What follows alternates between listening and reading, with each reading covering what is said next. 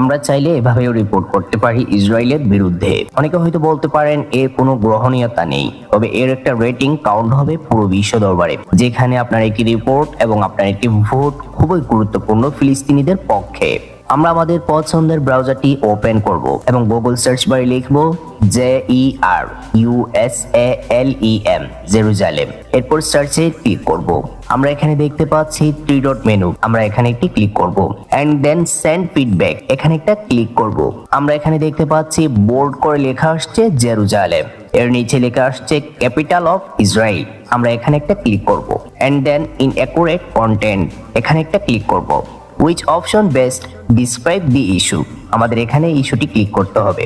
এখানে বেশ কয়েকটি অপশন আমরা দেখতে পাচ্ছি। ইনকারেক্ট এই অপশন একটা ক্লিক করে দিব। এরপর এখানে আমাদের বক্সে কিছু লিখতে হবে না, যেহেতু লেখা আছে অপশনাল। আমরা সাবমিটে ক্লিক করব। এরপর আমরা দেখতে পাবো finally thanks for your feedback.